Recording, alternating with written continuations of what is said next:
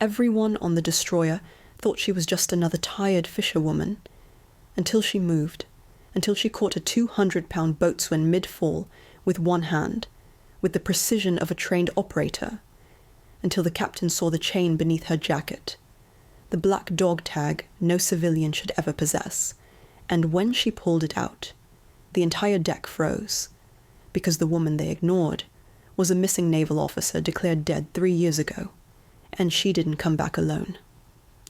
The morning fog sat low over the docks of Harbour Point, the small coastal town where Navy destroyers often stopped for resupply. Fishing boats drifted in and out with the tide, gulls circling above like restless sentries. And that was why no one paid much attention to the woman stepping off an old blue fishing trawler. She looked ordinary enough. A worn sea jacket, salt-stiff gloves, boots faded by years of hard weather. Just another fisherwoman in a town full of them. She carried a crate of netting on her shoulder and moved with the slow, steady rhythm of someone who'd spent her entire life wrestling ropes and tides. A few of the local fishermen nodded as she passed. She nodded back, polite but unreadable. But there was something off, something the sailors on the nearby Navy destroyer USS Dominion couldn't quite place. Petty Officer Miller nudged his buddy on the quarterdeck. "Hey, you ever seen her around here? I don't recognize that boat." His friend squinted. "Nah, and nobody dressed like that usually walks with that much confidence. Look at her. She's not tired. She's alert." Miller frowned. "Fisherwomen don't walk like they're scanning a perimeter." She reached the pier, setting the crate down with a soft thud. Her movements were clean, controlled, too controlled. Something about her posture, straight, balanced, precise, made her look like she belonged to the sea in a way that didn't fit the town. A fisherman called out to her, "Long night out there, Maeve." She offered him a thin, polite smile. "Just routine tides," she said. Her voice was calm, too calm, not exhausted, not weather-beaten, controlled. Petty Officer Miller muttered, "How does someone spend all night on a stormy ocean and sound like they just woke up from a perfect nap?" Then something happened that locked the sailor's attention. The chief boatswain's mate, working near the forward mooring line, slipped on a patch of wet metal. His foot hit the edge. His body lurched forward. He nearly fell off the pier. Whoa! Before anyone could react, the supposed fisherwoman dropped her crate and lunged. Not wildly, not instinctively, but with the exact controlled precision of someone trained to assess and react under pressure. She caught his jacket collar with one hand, braced her boot against the pier, and hauled him back with a technique no civilian should know. The chief froze, stunned. Her grip had been perfect, her stance had been perfect. Her recovery had been perfect. Too perfect. He coughed awkwardly. Thank you. Didn't think anyone saw that." She shrugged lightly. "You were about to go over. Couldn't let that happen." Miller whispered, "Did you see that? Nobody moves like that except, you know." His friend nodded slowly. "Special training level, not fishing net level." Before anyone could question her, she picked up her crate and started walking along the pier again, but the sailors followed her with their eyes. And that's when the next strange detail hit them. She wasn't looking at the water. She wasn't looking at the boats. She wasn't admiring the destroyer. She was examining it. Her gaze moved across the Dominion's exterior with a familiarity that made no sense, counting bolts, measuring distance, analyzing angle, identifying the smallest imperfections in the weld line near the bow, as if she knew exactly what each part of the ship did, as if she had once served on one. Miller swallowed. Who the hell is she? Before his friend could answer, the executive officer strode onto the deck, barking orders as the crew prepared for inspection. But then he paused, noticing the strange fisherwoman examining the Dominion like she was reading an open book. He frowned and called out, "Ma'am, civilians aren't allowed beyond this point. Can I help you with something?" She stopped walking, slowly turned, and looked at him with eyes that didn't match her simple appearance. Sharp, calculating, trained. "I'm just passing through," she said. But the XO's gaze dropped to something he hadn't noticed before. A slim metal chain around her neck, tucked under her shirt, barely visible, but visible enough. A dog tag, burned, scratched, edges melted slightly, as if it had been through fire. No fisherman wore something like that. The XO stepped closer. "Ma'am, what's your name?" She didn't answer immediately. She set down her crate, lifted her glove, and reached for the chain, but before she could reveal it, the ship's commanding officer, Captain Isaac Mercer, appeared at the railing above. His voice boomed across the deck. "Is there a problem, XO?" "Sir, this civilian is—" But the captain never let him finish, because the moment he saw her, his expression changed, his head tilted, his breath caught, his face drained of color, as if he was staring at a ghost he recognized. The crew exchanged bewildered looks. The captain climbed down the ladder with uncharacteristic urgency. His boots hit the deck hard as he strode toward her. "Ma'am," he said quietly, "look at me." She lifted her chin slightly, their eyes locked. The XO blinked. What was happening? Captain Mercer's voice lowered to a near whisper, but everyone close enough heard it. "Why are you here?" Miller's jaw dropped. What? He knew her? The woman didn't smile, didn't apologize, didn't explain. She simply reached up, took hold of her hidden dog tag, and pulled it out. The sailors froze. It wasn't a regular tag, not standard issue, not civilian.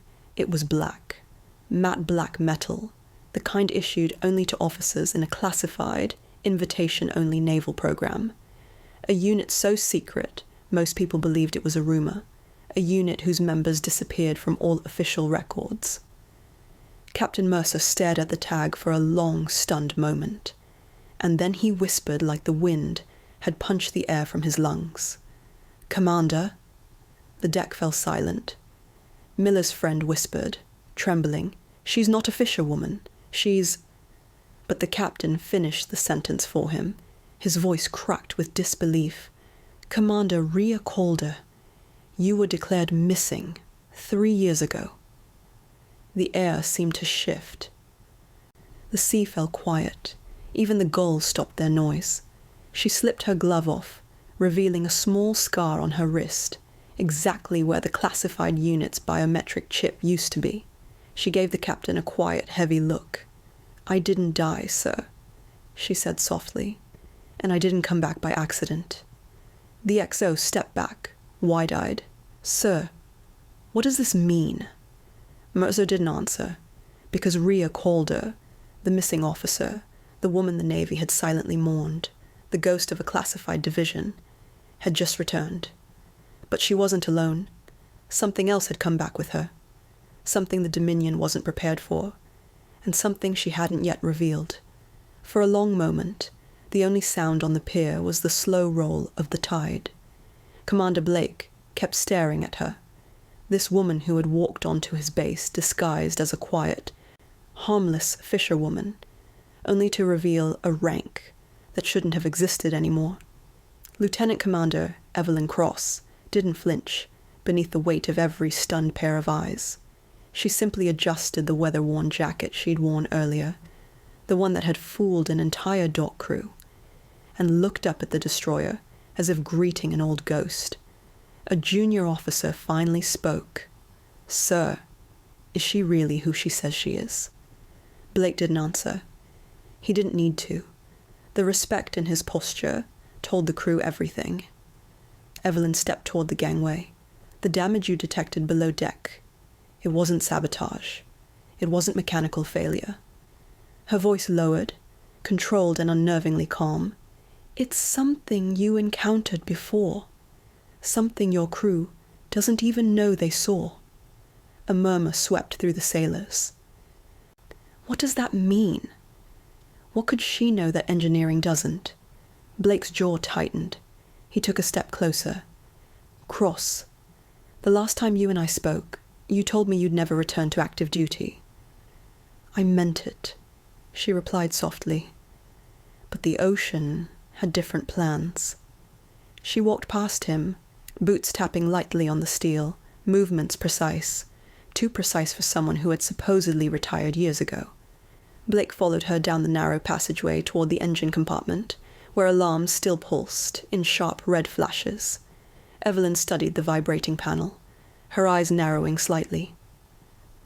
There, same harmonic distortion pattern. Blake froze. He remembered the pattern. Everyone who survived that classified mission did. A mission whose files were sealed under a level of clearance most officers would never touch. He swallowed. "You think it's back?" She didn't answer immediately. Instead, she placed her palm against the bulkhead, as if listening to the heartbeat of the ship itself. "It started as a sonar anomaly," she murmured, "then a pressure spike, then—" The lights flickered. The deck trembled under their feet. Blake steadied himself. "State it plainly." "Cross." She turned to him, her voice razor-steady. "You're running into the same deep water signal we encountered during the Abyss Rift operation. It's not a system fault. It's a response. Something down there heard your ship." The crew stiffened. The Abyss Rift wasn't a mission. They'd all heard the rumors. A disaster, a disappearance, a cover-up. And the only surviving officer had vanished afterward. Evelyn Cross. A young technician swallowed hard. "Mom, if this signal is dangerous, it is." She didn't sugarcoat it. "But you're still early. You can stop it." Blake looked at her with a mixture of disbelief and something almost like hope. "Then tell me what we do." Evelyn exhaled slowly, as if making peace with something she'd been running from. "You isolate the harmonic line, reroute power from the auxiliary couplings, and then you cut the response channel entirely." "That could overload the system," Blake muttered. "Not if I'm the one doing it." He stared at her. "Evelyn, you're not part of this command." She finally met his eyes, steady and unbroken. "I came because the sea doesn't warn twice. Let me finish what I started years ago." Blake hesitated, but one look into her expression, a mix of grief, determination, and something heavier, told him he didn't have a choice. "Do it." Evelyn moved fast, her hands flying over the controls with movements no sailor on that deck had ever seen before. She knew the ship's systems like she had built them herself. Sparks cracked. The hull groaned. The alarm pitched sharper. "Cross!" Blake shouted. "Pull back." "Almost." Her voice stayed steady. "Hold the line." A blast of compressed air roared through the compartment, knocking two sailors off balance.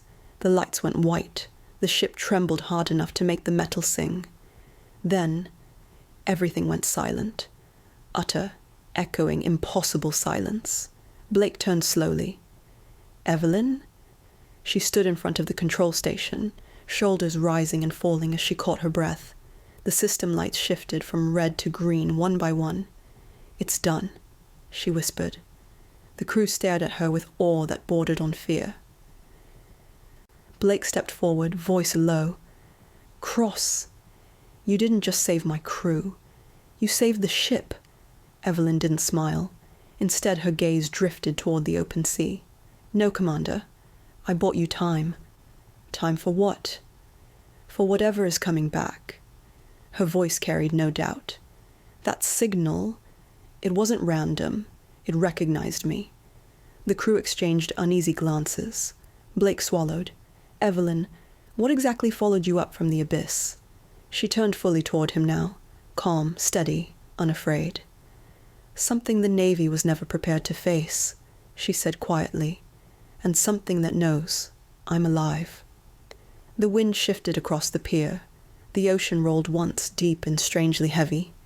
And Evelyn Cross, fisherwoman, ghost officer, survivor of a mission, no one believed, stood like someone who had just stepped back into a war no one else could see. "Commander," she added softly, "your ship wasn't the target. Blake frowned. Then what was? She looked at him with a truth that tightened his breath. Me.